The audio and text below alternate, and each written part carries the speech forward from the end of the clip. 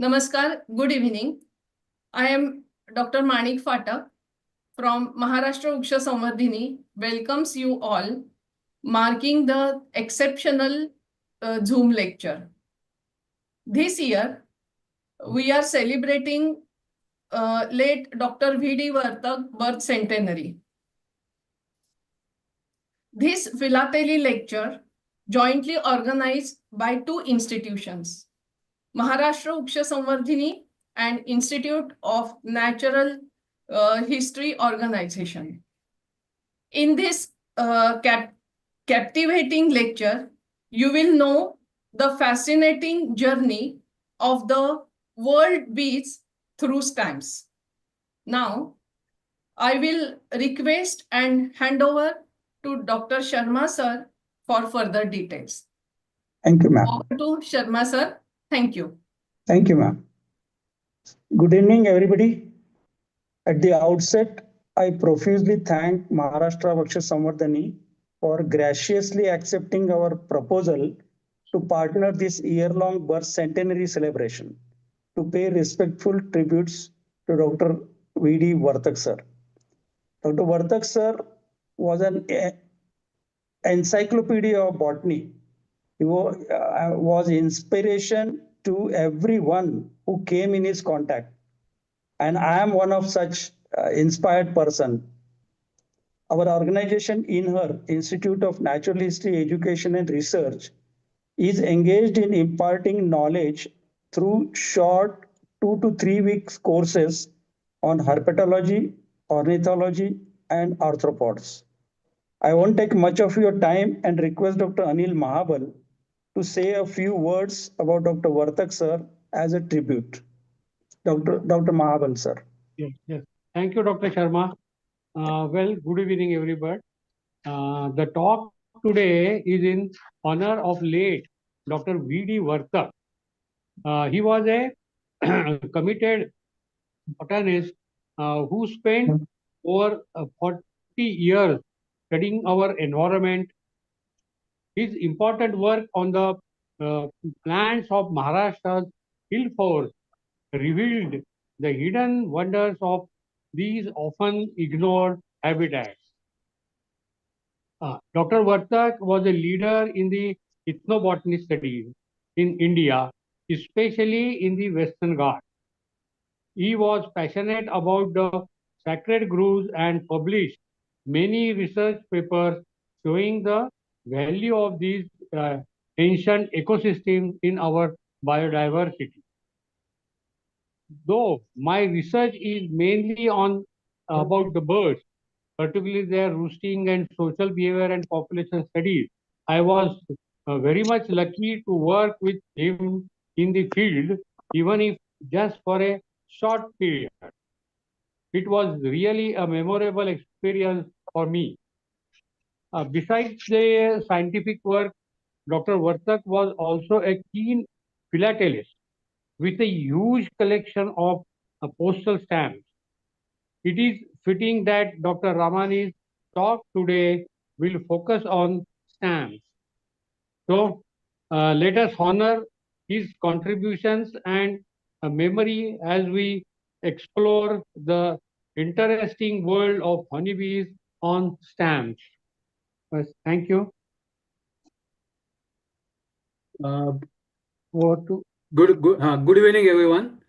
It is a great honor for me to introduce today's guest speaker, renowned entomologist, philatelist Dr. S. Ramani.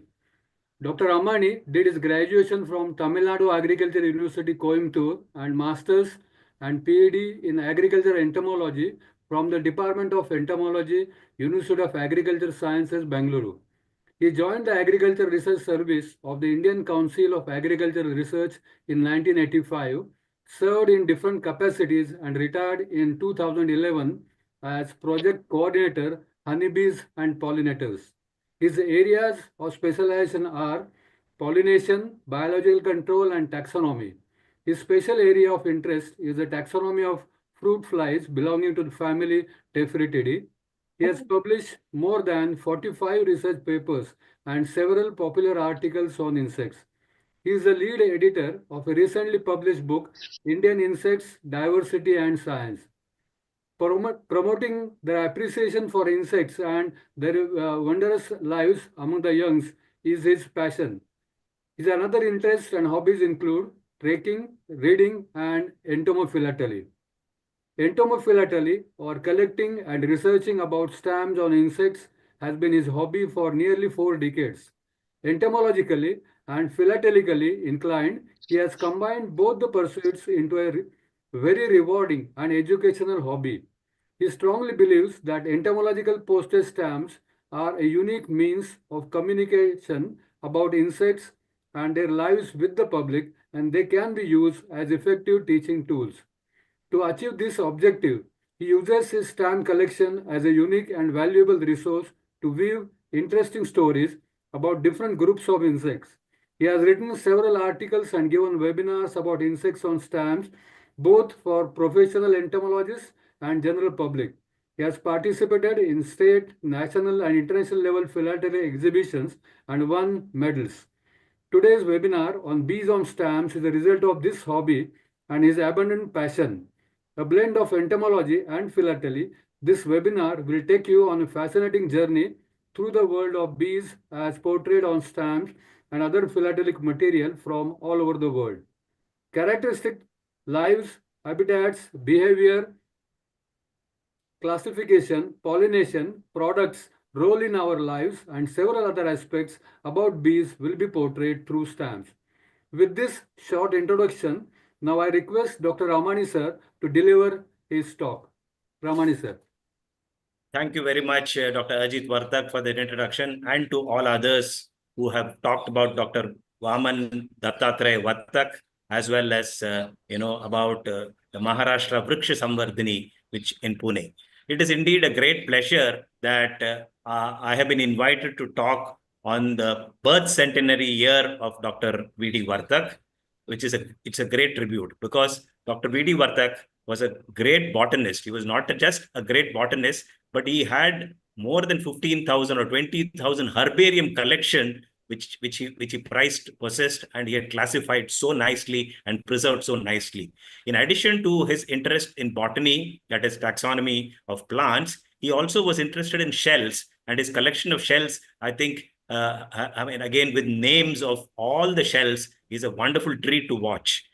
In addition to all this, the thing of interest for me, because of the fact for which I have been invited today to give the talk, is that he was a great philatelist, and he collected a lot of stamps on not only flowers and plants, but also on several other groups. And he was so passionate about them that he used to teach even young children about various aspects of that the stamps display. So let's maybe look at it from that angle. I would also like to thank the two organizations, Maharashtra Vriksha Samvardhini and the Institute of Natural History Education and Research, Pune. I'm sure Pune has a great repository of natural history education and also about conservation. And I'm sure these two organizations, which are doing nature conservation and environmental restoration, will go a long way in trying to preserve our environment and make it better for all of us to live. So with this brief introduction, let me start sharing the screen. This talk on bees on stamps is a birth centenary lecture series of Dr. Vaman Dattatreya Vartak, who was a great botanist, as I already told you, and also a collector of stamps. He was a great philatelist himself. So I would like to take you through this lecture or this webinar to try and tell you something about first entomophilately, that is collecting stamps on insects. That is whatever we have got of the the stamps that have been produced on insects, and also then later try and tell you something about bees and how several bees have been put on stamps. I will also give you a lot of data about how much and what are the numbers, etc., of stamps that have come out on the various groups that I will be talking to you about. So let me begin with telling you something about philately, a very, very popular hobby. It's a very, very popular hobby. I'm sure all of you who have been philatelists or who are philatelists or who have some idea about philately will keep telling you that it is a king of hobbies. But it is not just only a king of hobbies, but it is also a hobby of kings. So it is a great pleasure to be, a philatelist, because of the fact that this hobby is something which is very infective, which will be picked up by a lot of people, and the fact that it is one of the most famous hobbies and a very, very popular hobby. So postage stamps as such are very, very unique outlets. They are unique outlets for several countries and those which produce the stamps to showcase several issues, like, for example, raise public awareness about various things, maybe nature conservation, or talk about something else, or commemorate persons, or talk about events of national significance, maybe relationship between countries, or something that is happening in their country. So these are very, very good medium to try and tell about various aspects about the country. So actually, stamps, I should say, are those which are windows into the art and culture of nations. So they document the spirit of the time. That is the time at which this was produced. Maybe they would talk about kings and queens or whatever it is during those times. And then later about various aspects about culture and about various other aspects that happen in their own country. So it actually tries to tell you some historical aspects about the country and how the country has gone through various issues that it has encountered. So, but if you look at the stamps as such, they are by nature wide and varied. You think of any subject, any topic, you can find stamps on them. Virtually every topic that you can think about, there are stamps on them. And so it becomes a very, very interesting hobby for people, especially thematic collectors, to collect stamps on insects. So most of the stamp collectors or philatelists are thematic stamp collectors, and they specialize on particular topics. So though there are, philatelists who collect traditional philately and other aspects, which are also very, very interesting, but thematic stamp collection has got its own beauty. I would like to quote Dr. V.D. Vartak from here, where he personally believes that every stamp tells a tale, and a person could be educated on diverse topics through the tiny little stamp. So this is what Dr. V.D. Vartak said about the stamps. And I'm sure by going through this lecture, you would also, appreciate the fact how stamps can tell a story.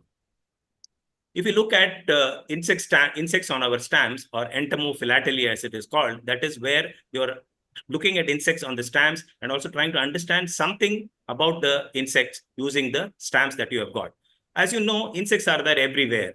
I'm sure all of you appreciate, several of you as zoologists appreciate that insects are there everywhere. They are in the air, they are in the ocean, they are in the water, they are in earth, they are on your plants, they are on your homes, they are in Arctic, they are in lava, they are there everywhere. So the fact that they're so ubiquitous also brings them onto our stamps. So there are more than 20,000 insect stamps that have been issued, and there are more than 2,000 different kinds of insects that have been shown on stamps. And if you look at the scientific context in which several of these stamps have come out, that is, insect stamps have come out, they could be dealing with biodiversity, conservation, biological control, vectors of disease, extinction, fossils, beneficial and harmful insects, insect migration, insect products, pest control, pollination. See, these are just only some examples that I've taken to try and tell you how insects have been shown on different kinds of stamps, especially from the scientific angle.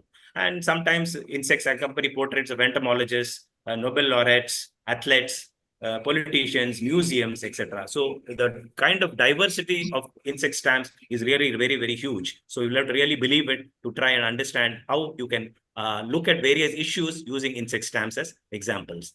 If you look at the relationship between insects and man, the first, we have been fighting with insects all along. If you see here, how, from the time when apes were there till now, we have been fighting with insects. We have been always fighting with insects. We have been trying to kill them by using by using fire, and now by using insecticides. So there has been a constant fight between man and insects as far as the relationship is concerned. But if you look at the stamps which have been produced on insects, the first stamp with an insect was issued way back in 1890. And if you look at the number of issuing entities, that is, there could be issuing entities which need not, really count with the number of countries that are really there. But there are issuing entities because several small counties and others are also producing stamps. So there are at least 866 issuing entities, and of which 38%, that is 332 of them, have issued stamps depicting insects from around 1890 till about 2022. My data is around 2 years little older.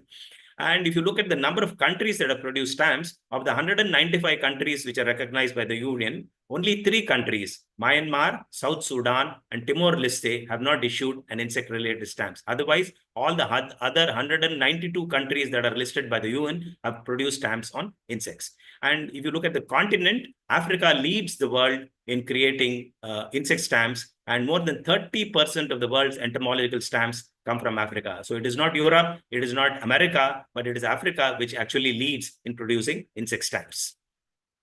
Now let us look at some idea about how the stamps have been produced of different animals that we have today, and how is it really representative of the species richness that is there in the group. So you can see here that chordata, that is animals which have backbones, have maximum number of representations. So if you see here, this is a representation of the observed and expected values. That is, if you look at the stamps, that is, if it is really representative of the number of species that are there, in the species richness which you see, chordata, or the animals which are with a backbone, are far outnumber the number of animals that are really there. Whereas if you look at crustacea, insecta, mollusca, and other groups of animals, their production or the number of stamps that have been produced on them is much, much less. And these are very, very highly significant, as you can see from the chi-square test that has been shown. So animals with backbones, that is birds, fishes, and mammals, etc., are more on stamps than the other animals which we have.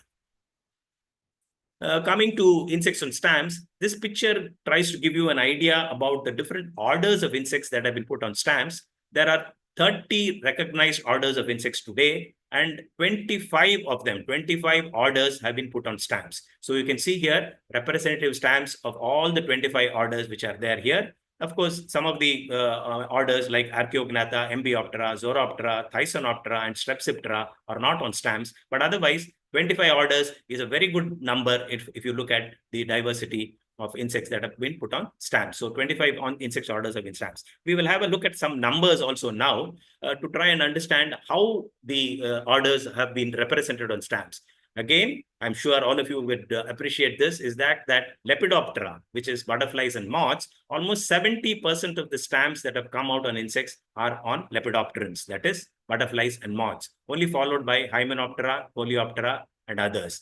We will also have a look at how this counters in terms of the number of species of insects that are there in those groups in a slide which is later. So this is represented actually from a very good publication by Nazari, who actually listed all the stamps and tried to understand or try to analyze how these stamps have been come out, or what kind of representation has been there for the different orders. So here are the orders, the number of species which are there in that order, and the number of stamps that have come out from each order. So you can see here there are groups, there are orders from which only one stamp has been issued, like Columbola, Zygentoma, Sochoptera, Megaloptera, Theraptera, Raphidioptera. So these only one stamp has come out on those issues, on those groups, on those orders. Whereas if you look at Lepidoptera, which are about 180,000 species, almost 14,000 stamps have been issued, which is the maximum number as far as the number of stamps are concerned. And it is highly overrepresented. That is, we'll look at a slide a little later to tell you that how it is something which is much more than what would have been thought of if it is just 180,000 species that you need to put on stamps. If you look at the comparative picture of the species richness and the number of stamps that should have really come out.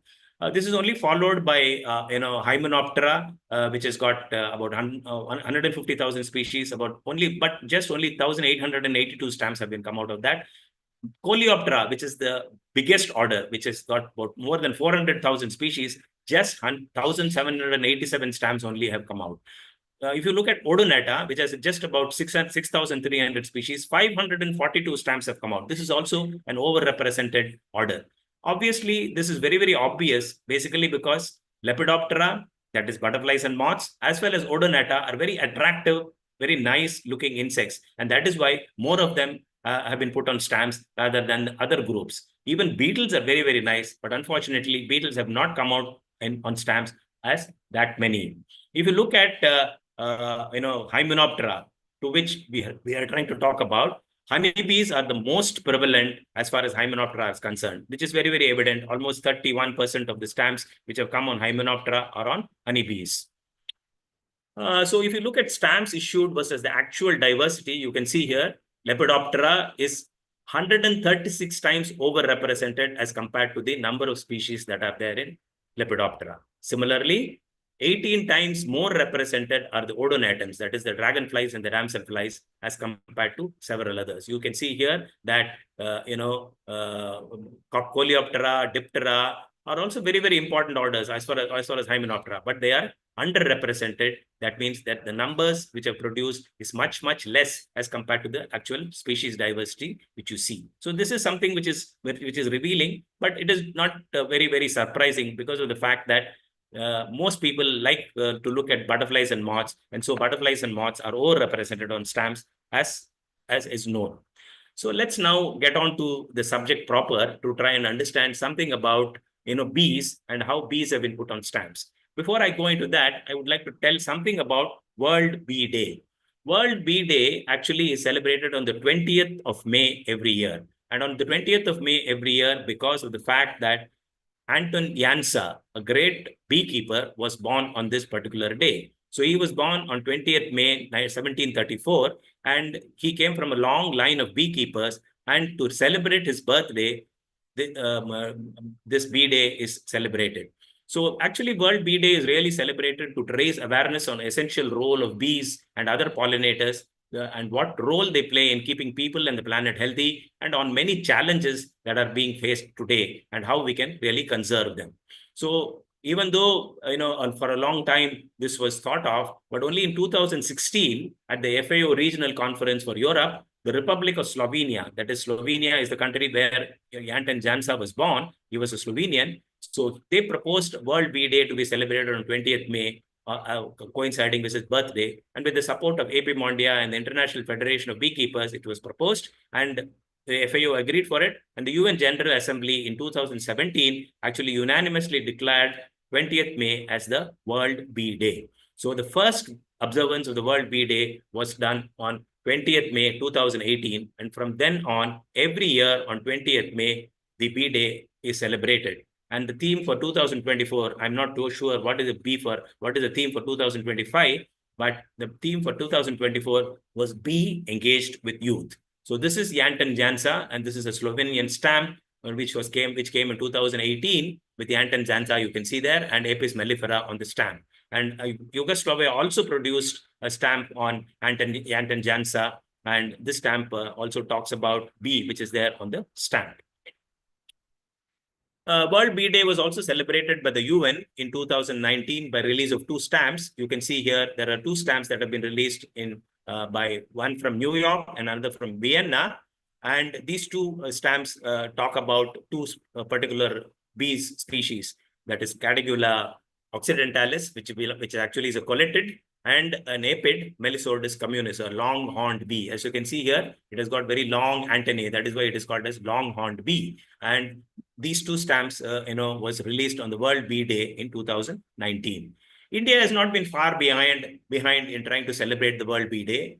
From, I think, 2020 or 23, we have been celebrating the World Bee Day. And this was in 2024, when here I'm representing Aurangabad, where the World Bee Day was celebrated by releasing a permanent pictorial cancellation. You can see there the permanent pictorial cancellation there, and the picture postcard, which shows actually the rock bee, Apis dorsata. This was released in 2024. Other post offices also released this particular pictorial cancellation, and Panaji, Goa also released, I think, and several other post offices also released a permanent pictorial cancellation on this particular day.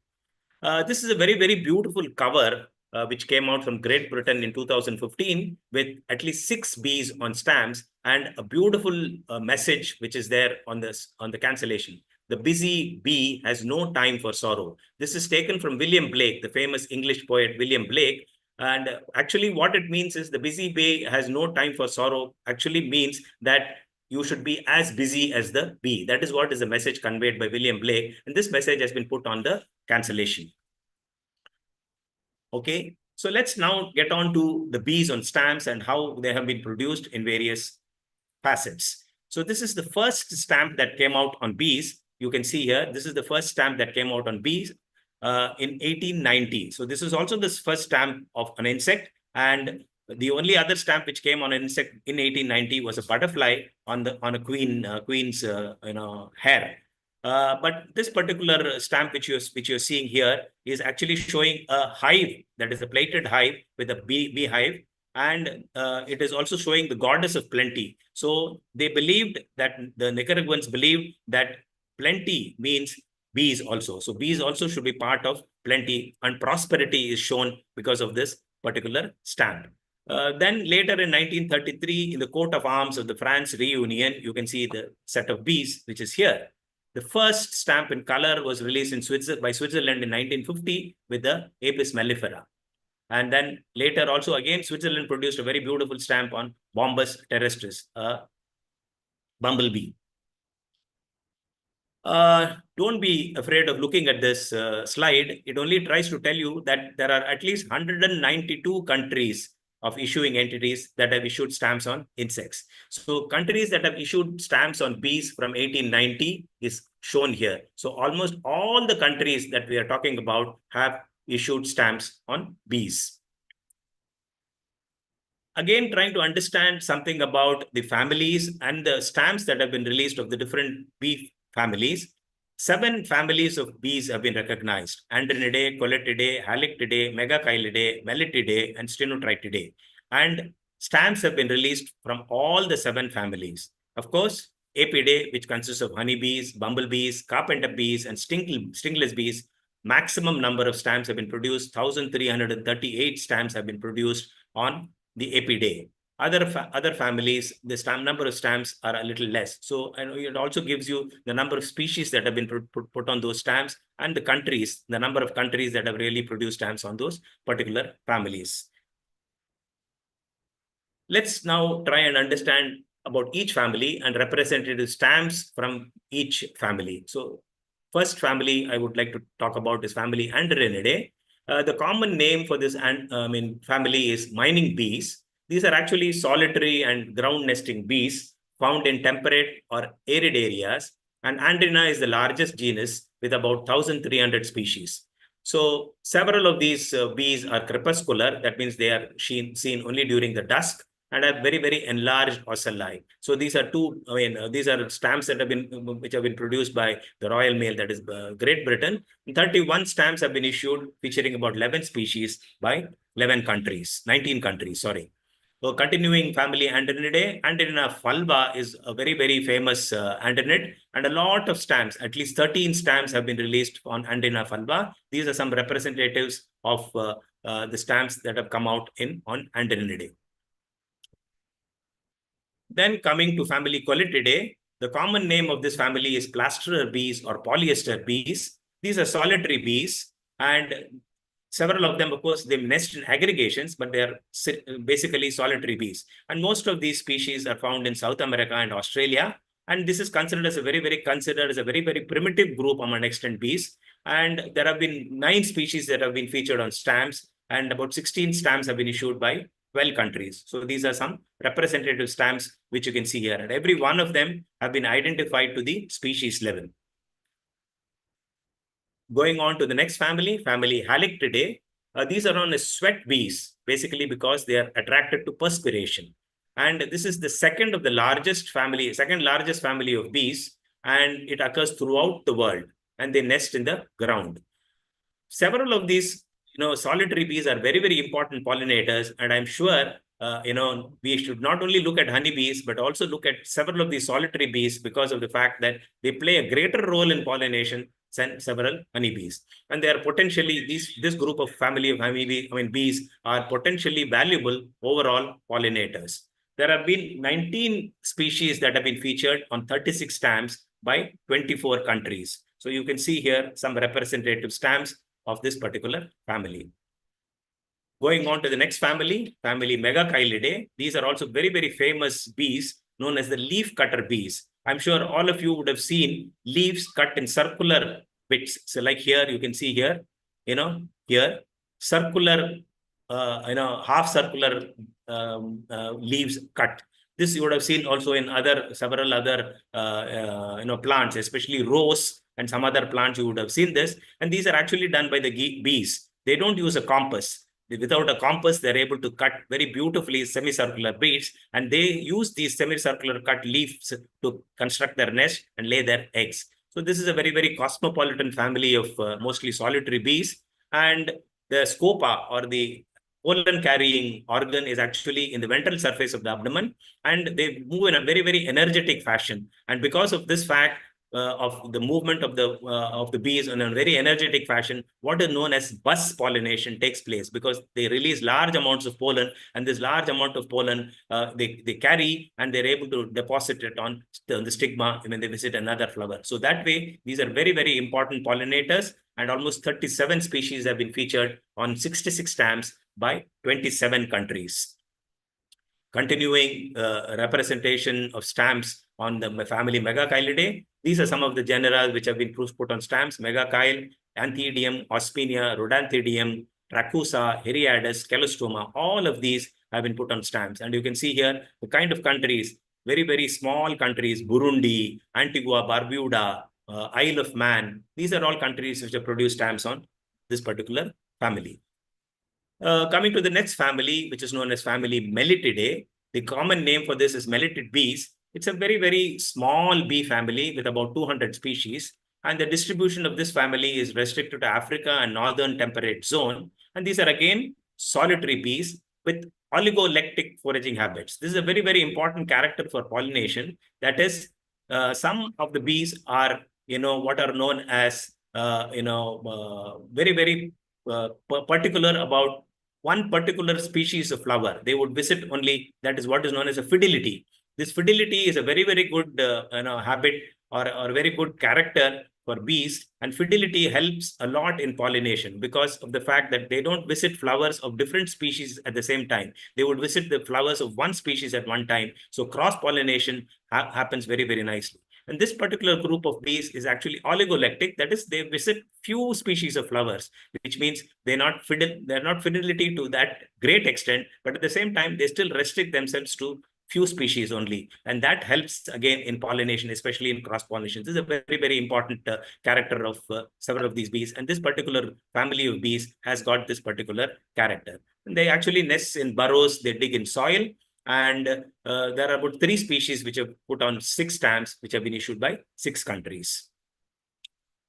Coming to the most important family, family Apidae, to which honeybees, bumblebees, carpenter bees, and stingless bees belongs. You can see that there are about 8 species of honeybees that are there, and 7 of them have been put on stamps. Of course, 850 stamps have come on honeybees. This is one of the largest number of stamps that have been produced, because of the fact, again, that honeybees are very, very important, and honeybees are recognized and understood by a lot of people. And they're very economically very important. So a lot of stamps have come on honeybees. If you look at the next group, that is bumblebees, there are at least 250 species, and 180 stamps have been, come on bumblebees. Carpenter bees and stingless bees, not very many, but at the same time, 75 stamps on carpenter bees and 23 stamps on stingless bees have been produced. If you look at honeybees, as I told you, 7 of the 8 species of Apis actually feature on stamps. There is only one Apis species that it is not featured on the stamp, which is Apis nigroscincta. We will look at all the 7 species which have been produced on stamps in the following slides. But if you look at the representation of Apis mellifera, which is the European bee, which is represented nearly on 720 stamps. Out of the 850 stamps that have been produced on honeybees, 720 stamps are on Apis mellifera. Again, basically because Apis mellifera is a very, very popular European bee. It is there throughout the world, and a lot of European and American and Australian continents have produced a lot of stamps on Apis mellifera. Let us look at some of the smaller subfamilies of Apidae before we get into the actual honeybees. This is a subfamily called as Xylocopinae. These are known as carpenter bees. I will show you a stamp which helps you to discover why they are called as carpenter bees. They're basically called as carpenter bees because of the fact that they drill holes in rafts and logs and wood, very, very circular holes to make a nest. And this habit of digging a hole, or a very beautiful circular hole, gives them the name carpenter bees. These bees occur worldwide. They have very large compound eyes, as you can see here, very, very large compound eyes. You can see here, they have very large compound eyes and a very shiny abdomen. And they're very, very important pollinators of open-faced or shallow flowers. Maybe botanists who are attending this lecture would appreciate the fact that the link between bees and flowers is so high that we need to really appreciate how the evolution of both flowers, plants as well as bees, have gone side by side. There has been a beautiful co-evolution between the two, and it is also believed that several of the bees have actually helped the evolution of flowering plants. So this is something which the botanists would like to appreciate. So there are at least 75 stamps which are featuring 28 species issued by 32 countries. So Xylocopa is a very, very famous genus, and Xylocopa violacea, Xylocopa ischuans, several Xylocopa species are there, and they've all been put on stamps. You can see here how this is there on the stamp. This is a circular hole which is made on the wood, and this is why it gets the name carpenter bee. So there are other species which are there here. Pitcairn Islands has come out with a beautiful stamp with the flower also here. So this is actually a passion flower, and you can see here the xylocopid, which is foraging on the flower. It's a very, very important pollinator. This is a very, very beautiful structured flower, and this structure of the flower actually calls for some very specific pollinators, and this particular xylocopid helps in the pollination of this particular passion fruit. Coming to the next subfamily, Nomadinae, these are known as cuckoo bees. Cuckoo bees basically because just like the cuckoo, these are also kleptoparasites. They lay their eggs on other bee nests, and the young ones will develop on them. Just like the cuckoo bird, very, very similar to the cuckoo bird, which lays eggs in the crow's nest or some other bird's nest. So it occurs worldwide, and they're all kleptoparasites. As I told you, they are kleptoparasites. They parasitize other bee nests. And the appearance is like wasps. You can see here, their appearance is almost like a wasp because of this, contrasting colors that they have on their abdomen. And Nomada is the largest genus with about more than 850 species. About 8 stamps featuring 7 species have been issued by 4 countries. Coming to the next subfamily, Apinae, and a tribe Anthophorini. These are digger bees. The common name is called digger bees. And these are solitary bees, again, that nest in soil. The common genera are Amegilla and Anthophora. Anthophorini is a very famous tribe, and several of them are important pollinators of crops. And Amegilla is a very, very famous ground nesting species. And there are several nice videos that have come out about this, how they take a spider or a cockroach or a grasshopper or whatever it is, dig a burrow and put an egg on it and then close the burrow. So they also use tools to close the burrow very nicely so that other parasites won't come and parasitize on them. So these are ground nesting species that actually use other insects for laying eggs so that the young ones can grow on those parasitized or not parasitized, actually mummified insects. So these are some stamps that are there on Anthophora, Amegilla, which are there. Coming to the next subfamily, Apinae, that is Melectinae, tribe Melectinae. These are again called as neon cuckoo bees, basically because of the bright colors that they have got. This is an old world genus. Again, these are kleptoparasite of Amegilla. They again appear like wasps because of the strong contrasting coloration, as you can see here, strong contrasting coloration. There are at least, the Thyreus is a very, very important genus, and there are 109 species of Thyreus. And in this group, 21 stamps featuring 2 species issued by 8 countries are there. Again, you can see the countries here. Some of them are very, very small countries, but they've come out with these beautiful stamps on this small group of bees.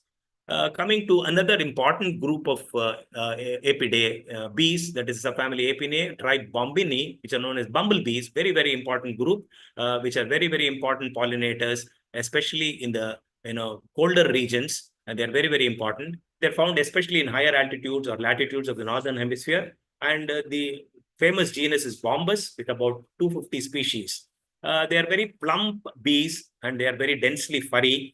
And they're very important pollinators of several crops and wildflowers. And a large number of stamps have been produced on the bumblebees, nearly 180 stamps featuring about 52 species issued by about 58 countries are there of bumblebees on stamps. So you can see here some representatives, like for example, this is from Dominica, this is from Russia. Like this, I have a few more slides, I think, with bumblebees. Slovenia, Germany, St. Vincent and Grenadines, Portugal, Azores, Slovenia again, Great Britain. Great Britain has come out with some beautiful picture postcards of the stamp, as well as the on the picture side and the stamp on the other side of the bee. So this is a beautiful picture postcard with the stamp as well as the picture of the bee on the picture postcard. Continuing Bombine, you can see here several other countries have also produced. This is how they nest. So you can see here, you can also understand the nesting behavior of these bees with honey pots. They have the queen bee lays eggs, and then they live in a kind of a small colony. So these are, several other bumblebees. So you can see here several bumblebees which are produced on stamps. Continuing also, this is an FDC from Russia on bumblebees, 2 species of bumblebees which are there on here.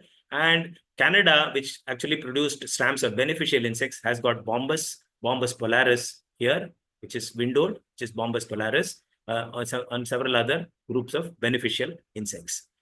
Then we come on to another group of insects called, bees called as the meliponines or the stingless bees. These are stingless bees, which are there also in India, beautiful bees, which produce a small quantity of honey, but it is of great value basically because a lot of medicinal value is attached to the honey produced by these bees.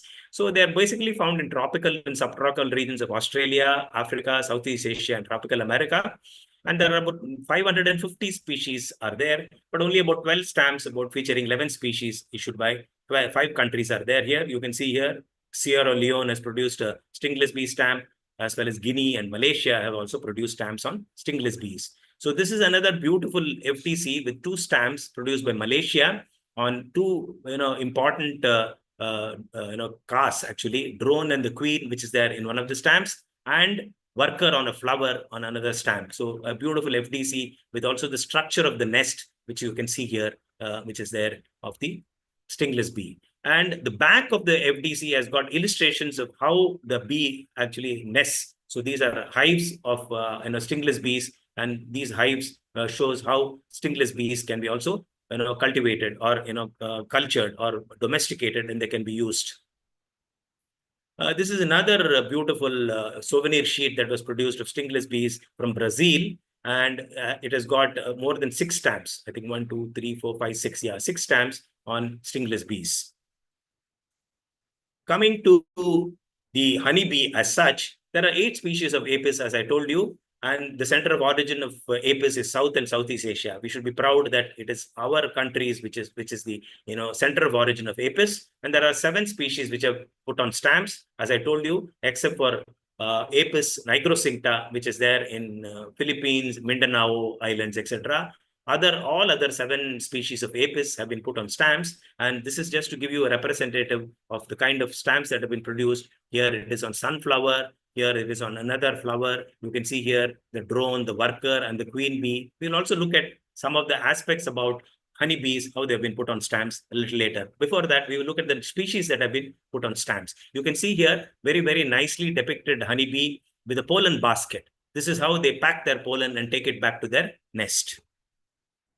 So this is Apis cerana, or the Asian honeybee, a very, very famous honeybee, especially in India, which is cultivated or rather domesticated and used for honey production in mostly South India and also in other parts of India. And this is a domesticated bee, and Apis cerana is a very, very famous bee, especially in several parts of Asia. And it is cultivated or domesticated and used in hive boxes to produce a lot of honey and also for pollination. So several countries have produced stamps on Apis cerana.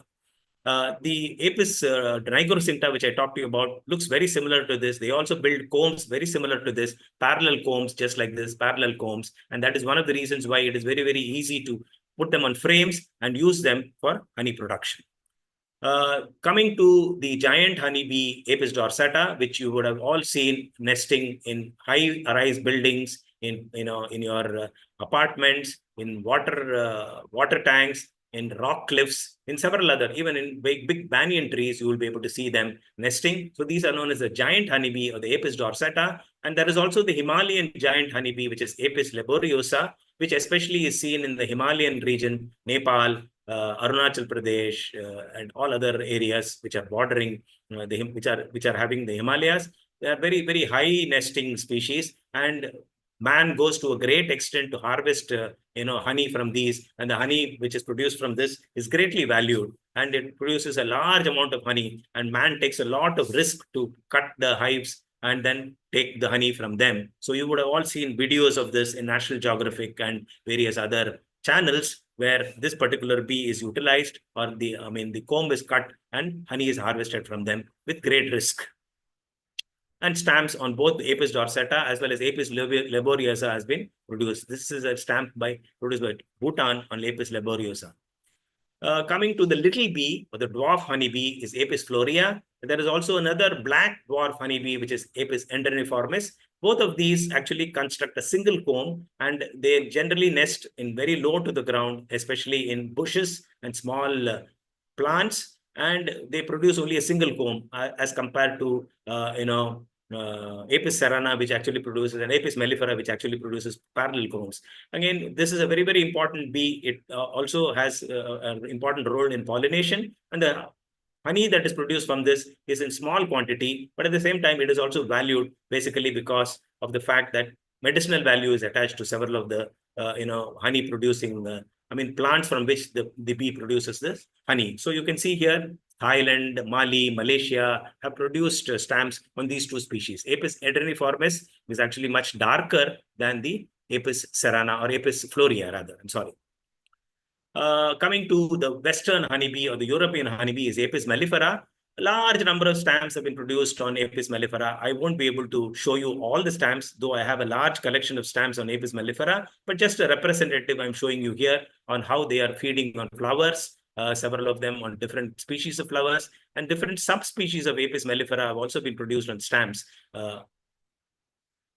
This is Apis Koshovnikovi. I'm sorry, I'm not able to pronounce that very correctly. And that is known as a Koshovnikov's honeybee, which was a recently discovered species. And Vietnam has produced a stamp on this particular honeybee. This is also there, especially in parts of Philippines and that group of islands, Java, etc. And this is a very, very famous bee there. And it almost nests just like the Apis cerana.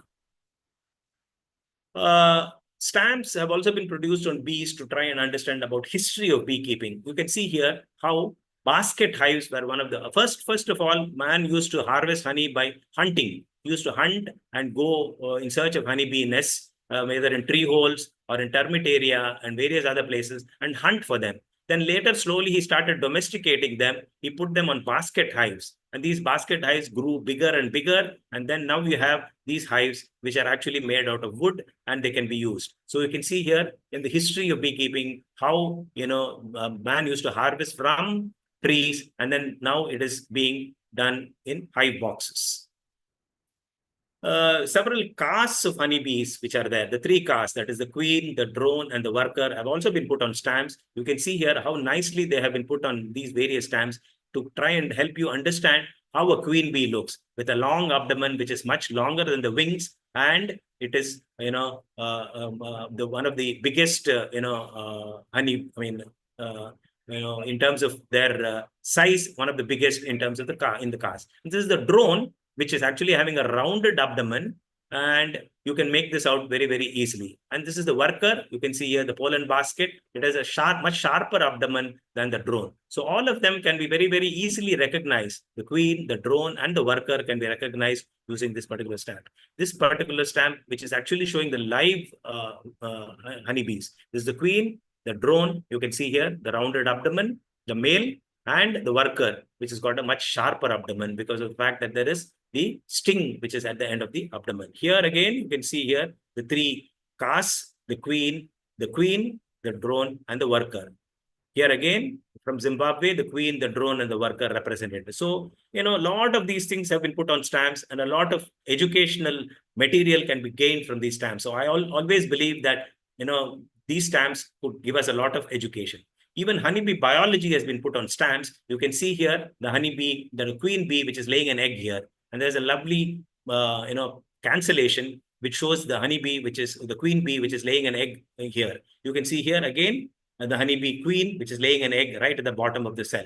Later, of course, the workers will feed the young ones. You can see here, they are feeding the young ones, and they also go out for foraging. So you can see here the queen bee, which is actually being fed by the workers. The queen cannot feed on itself, so they have to be actually fed by the workers. So also the drone also has to be fed by the workers. So when the drone has finished its job of mating with the queen, generally they're starved to death by the workers, because there is no more role for the drones in the colony. So they are starved to death because they can't feed by themselves. The workers will not feed them, and they are starved to death. You can see here the biology, which is clear: egg, the larva, the big grown larva, and the pupa. So the biology can also be understood very, very well by just looking at the stamps. These are some of the characteristics of honeybees. You can see here drone being fed by the worker. I told you how the drone is being fed by the worker.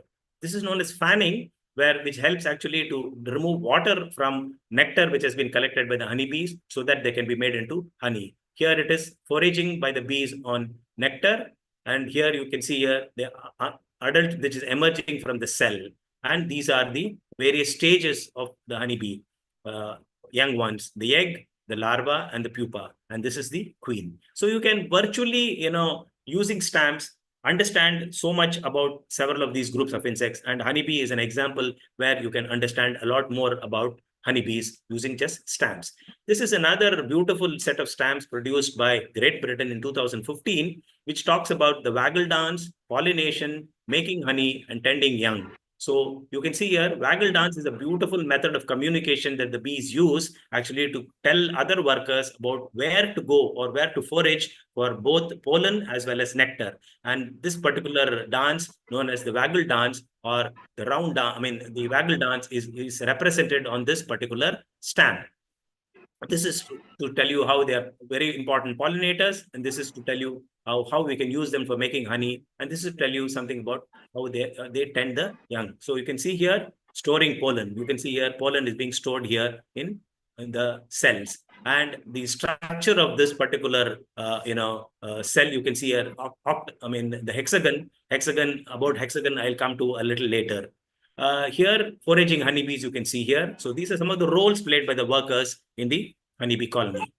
Pollination is a very, very important aspect of honeybee. Not only honeybees, of all other bees also. It is also the solitary bees which help in pollination. Honeybees are more famous basically because they can be, domesticated, and they can be used. They can be moved from a place to place to secure pollination for us. So pollination is a very, very important role played by bees, and they are very, very efficient pollinators, and they help the plants to reproduce by transferring pollen from one flower to another. And many plants which we have domesticated require this kind of pollen distribution, which is known as cross pollination, in order to produce fruits and viable seeds. So you can see here first day color cover, which is produced from pollination. Here you can see very beautiful illustration of a stamp from Namibia, which shows you how the bee is foraging on the pollen.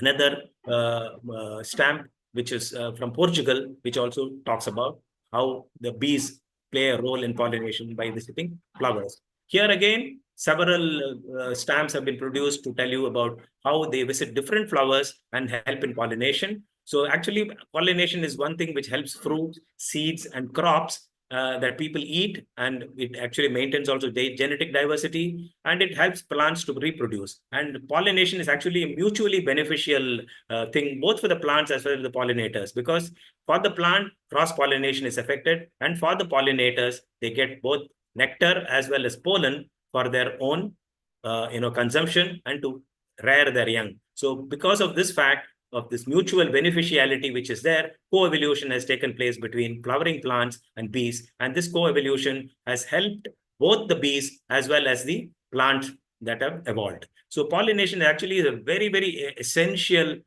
function, ecological function. And if you see that about 1,400 crop plants that are grown, almost 80% of them actually require pollination. So you can understand how bees and several other pollinators play a very, very important role in our crop plants and for our own consumption of fruits, vegetables, oils, etc., etc. So if you look at the contribution of pollination, globally, pollination services are worth more than 3 trillion US dollars. Okay, looking at some of the hives, like for example, I told you Africa has produced beautiful stamps and Ethiopia has produced these stamps about different kinds of hives that are really used. You can see the log hive, the basket hive, and several other hives. They cut a piece of log and make that into a hive. You can also see the Sultanate of Oman has also produced log hives, and you can see here how in a termite area, actually, a honeybee has constructed its combs. Here again, you can see the basket hive and the modern hive, which is there here. And this is modern beekeeping, which is using boxes, hive boxes. We are able to domesticate and use the honeybees. Coming to almost the end of the lecture, these are some honeybee researchers that have been put on stamps. So you can see the kind of varieties, the kind of things that have been put on stamps. You can see here, this was already shown to you, Anton Jansa of, which has been produced by Yugoslavia. And this is another famous apiculturist or a beekeeper, Johan Dizeron from Poland. And, lovely stamps have been come out of him. And also some FDCs have come out. And this is Carl von Frisch. He's a very, very famous biologist who studied how bees dance and for which he got the Nobel Prize in medicine and physiology for understanding the honeybee dance language. So here you can see the dance language. You can see the dance which is there here. And Carl von Frisch, who is here with bees. It's a beautiful stamp that has come out on Carl von Frisch. This is another stamp which is produced by Nevis, and this is Eva Crane of the International Bee Research Association. You can see this is Eva Crane, who is here, another famous person who has done a lot of work on beekeeping and research and spread the word of beekeeping to several countries. And this is the Bee Research Center in Bucharest. You can see here how this building has been designed just like a honey bee hive. You can see here, this is a hexagonal cell, and hexagonal cells are very, very beautiful, basically because they need minimum amount of resources to be constructed, and each cell can form the wall for another cell. And they are also the strongest in terms of the architecture. If you look at, a civil engineer, if you ask him, what is the strongest geometrical design, he will say that it is a hexagon. So the bees economize on the wax that they use to produce these particular cells, and they're also having great strength. So that way, bees are great mathematicians and great architecturists. Okay. Honey is something which everybody talks about when we talk about honeybees, and there are a lot of stamps that are produced on honey. These are just a few examples of how honey is shown on stamps.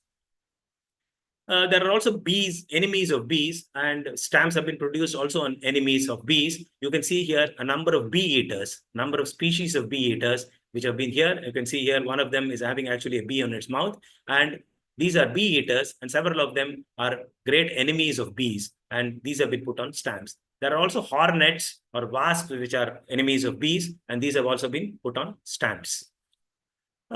Bees have also been used to show various other things in relationship to man. This is something where bees are used to show savings. So here, the savings bank from Poland actually used a bee to illustrate savings using bees. So this is actually the savings bank postal cover, which was produced for the savings bank, PKO. And they have used the bee actually to represent how bees save for a rainy day, and so we should also be saving for a rainy day. Same way, the Niger also produced a stamp using bees to tell that this is World Savings Day. So bees have been represented to try and talk about savings. We have not been far behind. India has produced stamps. This is a stamp which was produced to commemorate the Golden Jubilee of the National Savings Organization, and a bee is there here. So bee is here to show how savings have to be done. Just like the bee does, we should also be saving. So actually, the National Savings Organization emblem itself has got a bee on it, and the stamp also has got a bee on it. Messages have also been sent using bees. So this is a Children's Day cover which was produced. Be a part of it, just to tell that, all of you come, let us celebrate the Children's Day. About this particular cancellation, I already told you, the busy bee has no time for sorrow, which is a quotation from William Blake to say that, we should always be very, very busy. Same way, to celebrate railway workmen, 100 years of railway workmen cooperation, this particular stamp was produced with a bee giving and sharing, an American tradition. So this is actually of a railway workmen union, and they produced this stamp to talk about, cooperation and how cooperation would really help you to do various things, just like the bees. So also is this quotation or this thing from the Old Testament, a land flowing with milk and honey. This stamp produced by Israel with a stub here which says a land flowing with milk and honey. That is the promised land for the Jews which is actually today's Israel, is put on this stamp. Great Britain has been one country which has celebrated bees, which has also used a lot of material, produced a lot of material on bees, and have used the bees to talk about how we need to celebrate the bees, how we need to protect the bees, because bees are the ones which are helping us in pollination and producing our fruits and vegetables, etc. So they have come out with an FDC, which talks about bees, a lot of stamps also on bees, and the British Beekeepers Association also got a message, because they're coming out with this stamp to talk about celebrating bees, because flowering plants and bees have evolved together and they have developed a mutual beneficial relationship. So they also come out with messages. Messages are there at the back of the cover, because bees are under threat, and because of lack of diverse food resources, because of the changes that we have affected in farming practices and urbanization, they should be conserved. So these are, FDCs which talk about conservation of bees. Children's art also has got bees on them. So you can see here, a bee which these people have, the children have put, in addition to the butterfly and a bird, they've also put a bee here. So this particular stamp with a children's painting and the Children's Day stamp, which was released in 1993, has a bee on it. Similarly, we are talking about a beekeeper, a small girl beekeeper, Anita, and a Meghdut postcard has come on this particular girl who actually, did beekeeping and, helped her family. So this has been put on a Meghdut postcard. We've also produced a beautiful, first day cover with a stamp on bees, which was released during the second International Conference on Apiculture, which was held in New Delhi and Bangalore, and a beautiful cancellation with hexagonal cells and a stamp showing Apis mellifera on the stamp. So this is a FDC which was produced during the second International Conference on Apiculture. There have also been other stamp issues, or I wouldn't say stamp issues, but special covers that have been produced on bees. These are some representatives, just to tell you, from different places. On Environment Day, on celebrating forests, celebrating the honeybee, special covers that have been produced. And this is from the Punjab Agriculture University, which is a very, very famous university, which is working on bees. This is, of course, from the One District, One Product, mission that has been taken up, and this particular one was from Nalbari, which is a district which produce a lot of honey. So this is a special cover that is released on this from particular district. I think with that, I would like to end the talk about bees on stamps and try to sum up by talking to you about how these stamps are unique and valuable resources for educators. And I'm sure from the lecture or from the webinar that I've given, you understand how I have used the stamps to tell you a lot about bees, not only about honeybees, but also about solitary bees and several other bees. So we should never forget that stamps are a very, very good educational resource to talk about various aspects. And about this one particular group of insects itself, I've been able to use stamps to try and tell you about various aspects about bees, not just honeybees and their biology, their pollination role, etc., but also about solitary bees, on which also a lot of stamps have been produced. So I think that these entomological stamps are very, very unique means of communication of science with the public, and they can be used as effective teaching tools in both primary and secondary education. And they can also be used to teach taxonomy to a large extent. Though, sometimes the names which are there on the stamps are maybe wrong, but you can definitely try and zero down on the name and use them, because they have been so represented so nicely that you can identify them up to species level just using the stamp alone. Several times, we need to look at the specimen to understand, but here several times the stamps have been recognized the species have been recognized just using the stamp. So the remarkable diversity of other themes, as I told you, which are represented on the stamps, the various contexts in which these stamps have been produced of insects, provide an excellent avenue to familiarize students and the general public about various aspects of entomology in art, in culture, in science, and in everyday life around the world. This is a thing that I use where I have never visited any other country, but I have been able to get stamps from different countries. I have never, gone to these countries, but I've been able to procure these stamps from different places, different sources. So without going to those places, I have been able to collect insects from those countries. So even without using a net, I have been able to collect insects from different countries. So that is why I like entomophilately, as compared to pure collection of insects, where you will have to really spend a lot of time, and several times the collection of insects that you have in your boxes fade, whereas the color of stamps is permanent, and you can enjoy the color of the insect on the stamps. So this is collecting insects without a net, entomophilately. Okay, so philately and entomology are, both very large and multifaceted fields of study. And these bright colors of dead specimens, they fade quickly, as I told you. And collecting stamps on insects is a treat and a charm. And as an entomologist and a philatelically inclined person, I find this combination which is entomophilately, a very interesting and a rewarding and a worthwhile educational hobby. And I try and use my stamps to educate both the entomologist as well as the general public about insects and about stamps that have come out on insects. So I believe that insect stamps are a delight, both artistically and entomologically.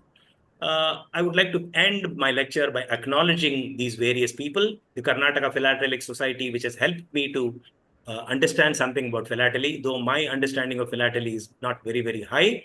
The American Topical Association for the checklists and handbooks on insects on stamps of the world, and some of these references that I talked to you about, Nazari for a beautiful paper that he produced on taxonomy at face value and assessment of entomological postage stamps as effective teaching aids for science educators. And these two specific ones on bees on stamps, that is postage stamps showing bees and hives, and bee interest stamps of the world. And also my colleague, Dr. V.V. Belwadi, who helped me refine my taxonomy of bees, and Rachel Dias, who also is a great philatelist who collected a lot of stamps and talked about bees on stamps from India. And M.S. Ramu, another famous philatelist who also helped me hone my philatelic knowledge, and several philatelists and dealers who helped me build my collection. And of course, I would like to thank Dr. Ajit Vartak for prompting me to give this particular lecture. I would like to really thank him, which helped me to build this lecture and give this lecture. This is another book about which I should really be talking about. This is known as the Postal Bee, Topical Collect Postal Bee, a beautiful book, almost 200 pages, which has produced a lot of information about bees on stamps. And I have referred this book, and I found this book a wonderful book to look at. And I'm sure those of you who are topical collectors or thematic collectors would be understanding or try and help yourself to understand something about stamps by studying a lot about the subject on which you are collecting. Any thematic stamp collector should study the subject about which he is collecting. And unless he has a thorough understanding about the subject on which he is collecting stamps, it will be impossible for him to really develop a good philatelic exhibit or good philatelic knowledge about the stamps that have been produced. So I think that is very, very important. And I'm sure this, like this book, several more books on subjects that of your choice should be coming to help you to understand. So I think with that, I would like to be wish you all be happy, and thank you very much. Thank you very much. Thank you, sir. Sir, as Fatak Madam said, it was amazing. Let's, I think there's so many comments I've already said. It was a highly informative talk, sir, with such a wonderful slides. And I was amazed to learn so many things, especially through postal stamps about bees and all their kins.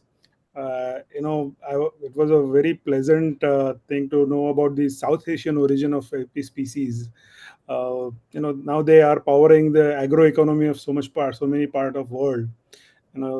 Also the cuckoo bees and the leaf cutter bees. These are all just amazing, and it is so surprising that we could learn about them through the postal stamps. It's just a fantastic talk, sir. I'll go. We'll take any questions that people have. And to begin, sir, I wanted to know from you. I had a question myself. It would be wonderful to see some of our species on stamps. Especially on Indian stamps. What do you think about that coverage right now, sir? How many of our species are there? And uh, you showed a lot of stamps from India at the end also. But do you think our coverage of our own species is good enough today? Yeah, this is something which I try and tell everybody. Unfortunately, what is happening is that we have not put several insects from our own country onto stamps. There are not too many. There are, I think, maybe few butterflies that have come out on stamps and a few beetles that have come out on stamps. Unfortunately, the beetles that have been put on stamps are not from India, but they have been put on Indian stamps, and very, very less, coverage. You can count them on your fingers. There are only about eight stamps that have been produced on insects. Whereas on birds, on fishes, and other things, a lot of stamps have been produced. A lot of not very many insects have been put on Indian stamps. This is a fact. Thank you, sir. If anybody has questions, please go ahead and raise your hand, and we'll take those. One of us, or you can put it in chat also. Uh, so this has been a fantastic and very educational to learn about bees through postal stamps. I never imagined that so many of their aspects, not just the species, but their behavior, their biology, their ecology, and even other parts were also covered on postal stamp. That was just mind blowing, and it's a fantastic resource. And I would love to see it's getting used in schools, not just schools, in as many areas really, to spread the knowledge about them. Yeah, I mean, thank you so much. I mean, actually, this has been one of my, main ideas about using stamps is to try and use the stamps to tell a story about a particular group.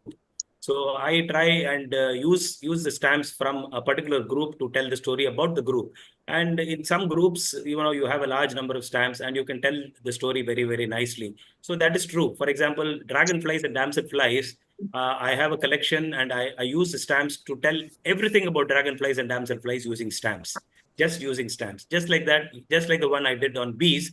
Here, of course, maybe I wouldn't have covered everything because there are a large number of stamps which have come out on especially honeybees. I have not covered everything, but my idea is to try and tell them that it is not just honeybees alone that are there in this world, but there are also other bees in this world, especially the solitary bees, which are also important. And several of them have been also come out on stamps. As you can see here, almost all the 7 families of bees have come on stamps. So that is a great thing, in the thing that, so many of them that have come out on stamps, and you can learn so much about Right. bees just using Very stamps. true.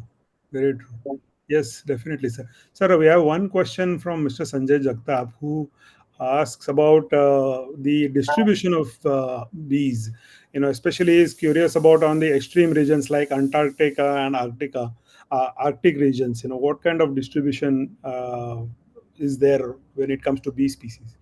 I'm not very sure of this because I don't have much of an idea, but I don't think in that kind of a very, very cold regions in Antarctic and the Arctic, there will be bees. I don't think there will be bees there. I don't think so. Right. It's too cold. Right.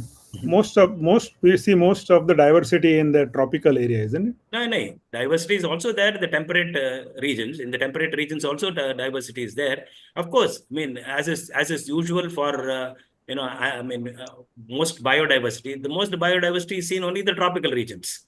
The Right. biodiversity that is seen in the temperate or in the colder regions or in these things is less. But at the same time, the diversity is there. It's not as though the diversity is not there. Sir, that was fantastic. I would like to thank you once again. And if people you have questions, you can definitely ask either either through our chat. I'll just take one last question by Mr. Dhananjay Devekar. He wants to know. He is basically curious this relationship between flowers and bees. He says wherever we have flowers and bees Correct, are. obviously. And I think Divakar has put it rightly, saying that if there are flowering plants, there are bees, right? Right. And we see that from across all the continents here. Correct. Yes. Rajgopal sir, the Yes. two hands raised are there. Yes. One is Yes. from Hemant Kumar and one is another one. Yeah. So Yes. Thank let you. them Thank speak, you, madam. please. Yes, please. Yeah. Can we start with Myself is Hemant Kumar. Hello. Yeah. Yes, Yes, please. yes. Continue. Yeah. Sir, I visited Tamil Nadu Agriculture University in that entomology department. There is one insect museum, and in that insect museum there are plenty of stamps which I have seen there, which was having a different kinds of stamps with the insects. So it was a great thing which I visited last in 2019. I must have. I think that there will be more and many more postal stamps will be there in that case also. So if you know anything regarding the Tamil Nadu Agriculture University Insect Museum, please tell us. That's all. Thank you, Melancy. I've also visited this museum which you're talking about in the Tamil Nadu Agriculture University, and I have seen those stamps that have been put up in the Tamil Nadu Agriculture University. Yes, they have a very good representation of the different species. But as I told you, there are more than 20,000 insect stamps that have been produced.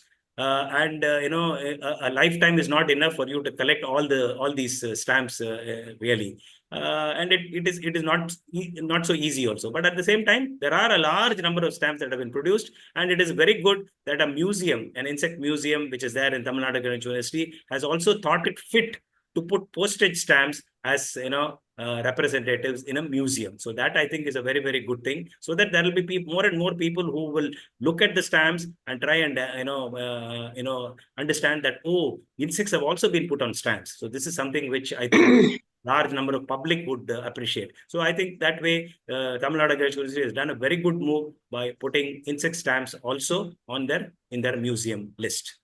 Thank you. Hello. Can I talk? Yes. Hello. Yes.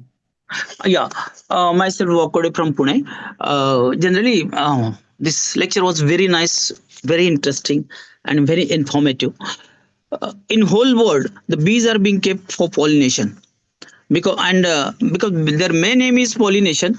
Honey, they get it as a secondary product, but so far in our country that concept has not been developed. But anyhow, now recently Prime Minister has announced national mission on edible oils. Is the program announced by the Prime Minister of India just to increase the domestic production of edible oils. It aims to increase domestic oil seed production. It also aims to support farm and encourage sustainable agriculture, and its aim to import the burden on edible oil. So for this very mission, the services of the bees can be utilized in a mass way. For that, apiculture should be related with the agriculture. Our concept should be our agriculture should relate with apiculture. Through pollination only we can increase our production. That only I wanted to say. Thank you very much. I don't think I need to have any comment on this because he has already said how bees can be used. Yes, bees are being used right now also. If you can see, especially in parts of Punjab, and several other places. For example, even in Kashmir, apples are pollinated by bees, and bees are taken all the way from from several parts of Uttar Pradesh, Punjab.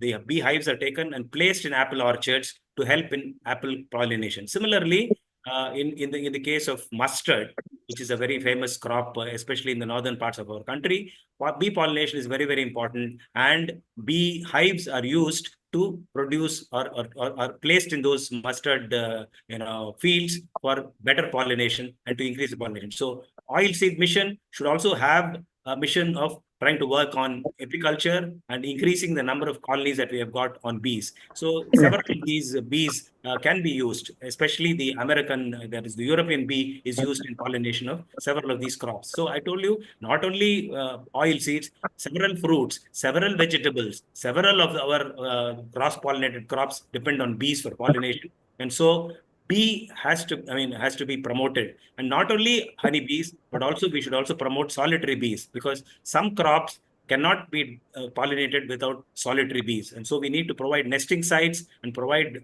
methodologies of growing flowering plants, which will help the bees to pollinate several of our crops. It is very, very essential. Thank you very much. Yes, that is very important. Thank you, sir. Thank you. I would ask, I think Padde madam, or is it Padde sir who wanted to say something?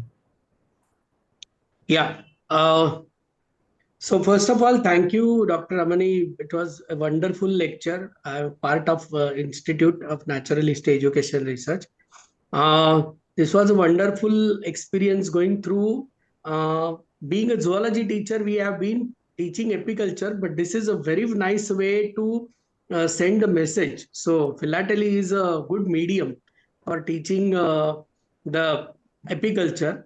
I just wanted to ask you that do you have some kind of exhibits which we can take to schools or colleges which are having those stamps, or prepare some stamps? So can we arrange some exhibition so that the students from schools or colleges, they can come and actually see those stamps? Definitely. Is there any? I mean, what the lecture that the webinar that I gave you, every one of the slides and every one of the stamps that I have shown in the webinar are mine. Okay. Okay. So in addition to this is only a small percentage of the stamps on bees that I have got. Whatever I've shown here, maybe about 30-40% of the stamps on bees that I've got.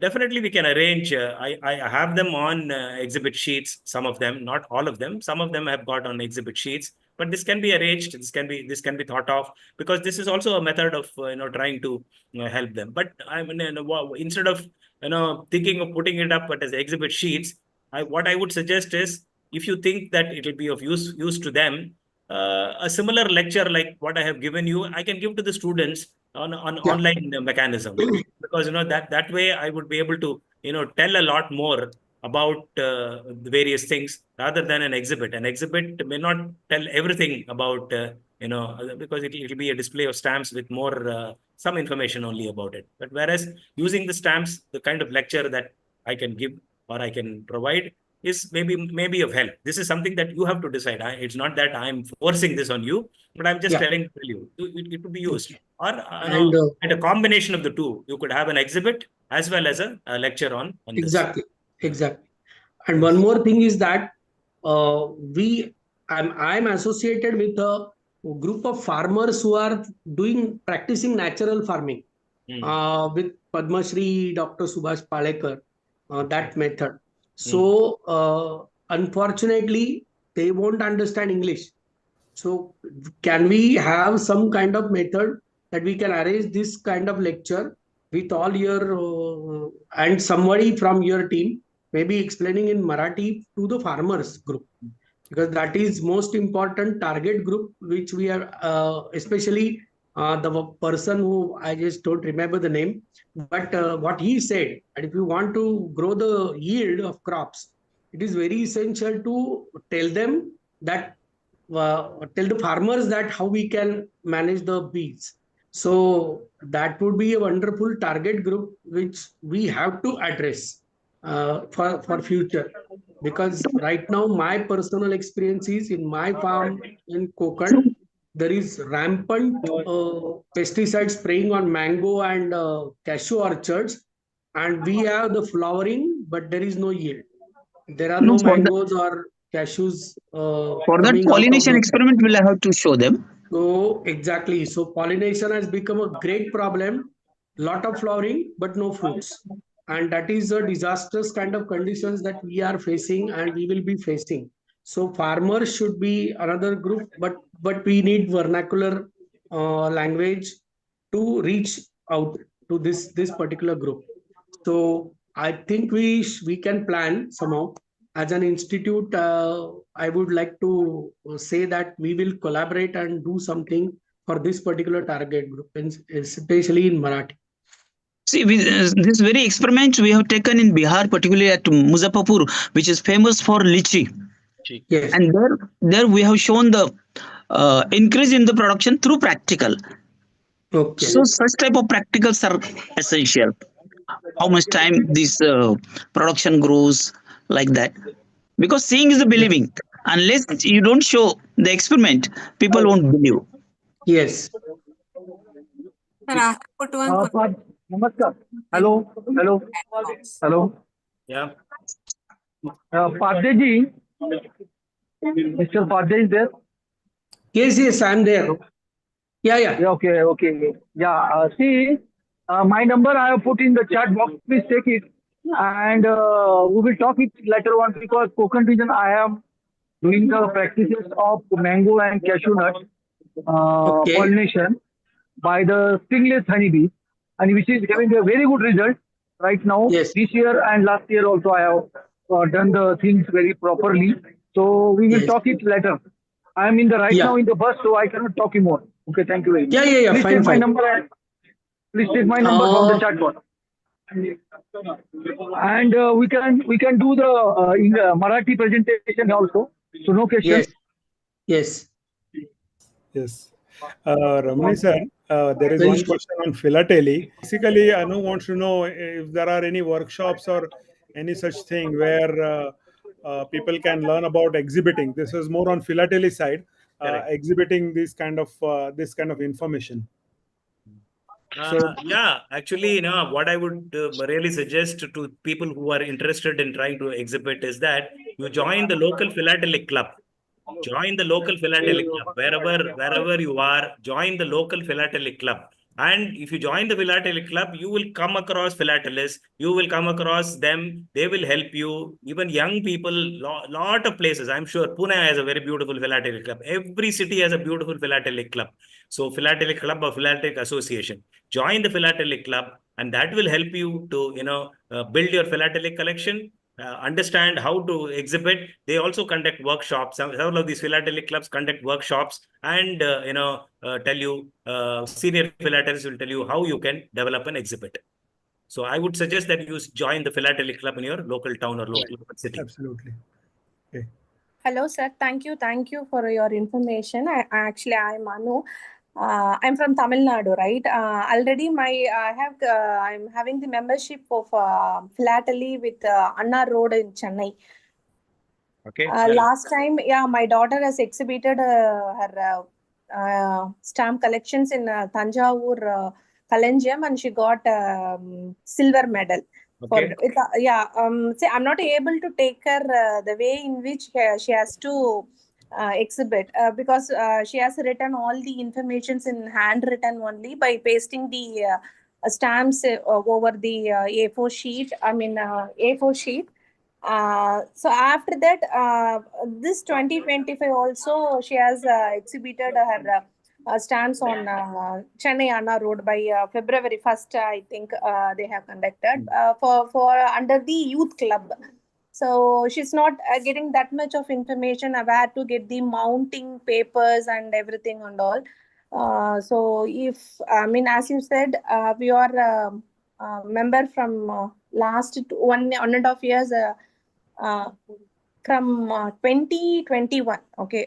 So we doesn't come across any workshop regarding that and all.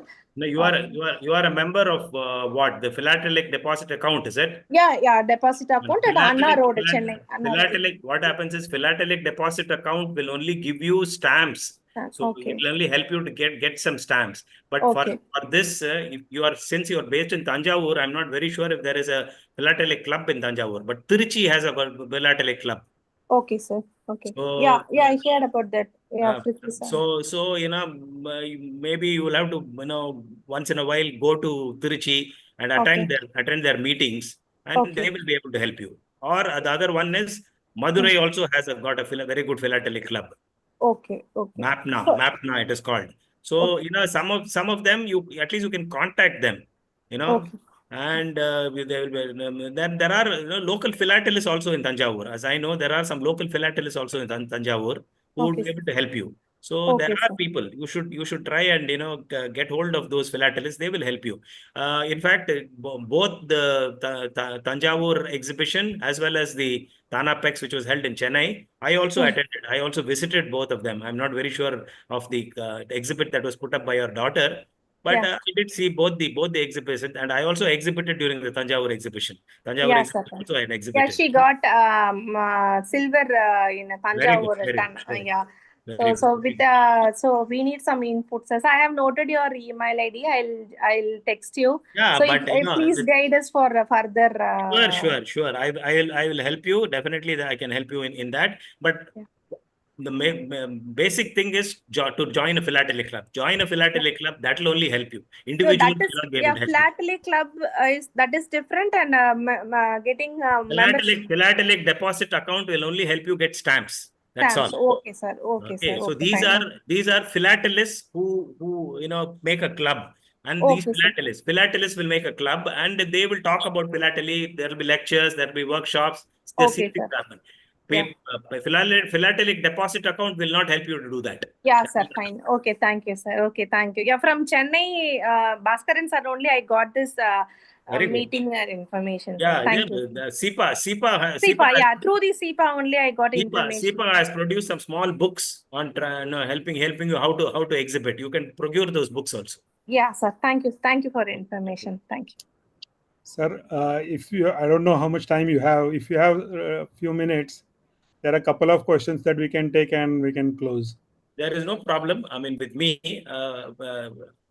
you can seek this question. Actually, I'm looking at the chat box, and some questions which are there maybe have not been addressed. Right. Exactly. So there is one question in term. Darlene wanted to ask: are there any stamp collections on terracotta like Columbella and Protura? Yeah. I in my lecture itself, I told you that of them, 25 orders have been put on stamps. Columbella and Protura are also on stamps. There are stamps on Columbella and Protura, which I have shown actually. Right. Using, I think 25 on 25 orders of insects, there are stamps. Yeah. Okay. Then there is one question here from Vivek Dware. Yes. Sir, while deciding the RET species of plants, wildlife, fishes, etc. in the State Biodiversity Board, the chairman of the committee raised the question on RET species of bees. Are there any species of bees which are in the RET list? So far, I don't think there are anything on the RET list. But definitely, the way we are going, destroying forests, causing a lot of problems in various things. Several of these bees are in danger. They are in danger, especially solitary bees, because their nesting sites are lost, and we have done a lot of urbanization. They are lost. But evaluation to that effect has not taken place so far to make them RET species. Okay, right. That answers your question. I don't know. Then, of course, there is one direct question by one of our younger participant, and he wanted to know, this young participant wanted to know how much honey does a bee produce in its lifetime? I think is that kind of information somewhere available, or? Yeah, it is available. All these things are available. They say that to produce a gram of honey, the bee has to make so many trips or whatever it is. So it depends. Different species produce different quantities of honey, but it is not just one bee. You can understand there are thousands of bees in a colony, and these thousands of bees produce honey. Anywhere in an Apis mellifera colony, you could produce from 50 to 100 kg of honey per year, and in an Apis cerana colony, maybe 35 to 50 kg of honey per year. I mean, it varies. It varies depending on the area, depending on the forage that is available. A lot of differences are there, and different species produce different quantities and different kinds of honey. So that would be a little difficult to answer. Yes. Of course, Dhananjay Divakar has also told one thing about how you please include stamps on human interference in the bee world, like use of pesticides and how it should be restricted. Unfortunately, I have not put them also onto this. Of course, this is also a very, very important aspect. Maybe in one of the next lectures, I will try and use those stamps also. But my basic idea was, instead of talking greatly about negative effects, I would talk about the positive aspects about bees and how we could use these stamps to educate ourselves about bees. That was my main intention in bringing this lecture. Of course, conservation and the harm caused by human interference is very, very important, and they should also be highlighted. Yes. Sir, there was one suggestion that we should have a lecture on birds on stamps. Similarly, so do you have any collection? There are. I don't have a collection of. I have only on insects, and that itself, I find it overwhelming. Yes, I know. But Vartak do you know anyone? Do you know Vartak sir has anyone? already identified. Yeah. So a couple of people with lot of collection. Vartak sir is there are a lot of people who collect birds on stamps. I mean, quite a few are there, as I know. I mean, maybe to Dr. Vartak, I can pass on the names of some of these people also. And Ramani sir's student, Mr. Ramu from Bangalore. Mr. Ramu, definitely you can ask. But there are also others. I think there is one Dr. Vijay Wadhwa, who has a very good collection. Yes. Captain Vijay Wadhwa. Captain Vijay Wadhwa. Yes, but Ramani sir, we expect some more lectures on different groups of insects from you. Okay. Like dragonfly or maybe other different groups. Definitely. Dragonfly, I am ready. Or butterflies, whatever it may be, but we expect some more lecture in future. I will try my best, definitely. No, yes. no, you have to you have to give. Don't try. Yes. Thank you very much, sir. Thank you. Thank you so much. And on behalf of both our organization, Maharashtra Vriksha Samvardhini, as well as Institute of Natural History, Education and Research, we heartfelt thanks for your wonderful talk today. I also wanted thank you very much. It was a pleasure being with all of you. Yes. And actually, I also wanted to thank Dr. Vartak for arranging so much. Thank you very much. And Sharma sir and Mahabal sir for their contribution. And of course, most importantly, also Dr. Phatak for coordinating this whole thing. So thank you again, all of you. Thank you, sir. And as Phatak madam had put up in the chat, this is going to be available on the YouTube channel for people. There are a lot of who have asked for presentation. They can always see this again on the YouTube channel. It's going to be available there. Thank you, everyone. Thanks again, and good night.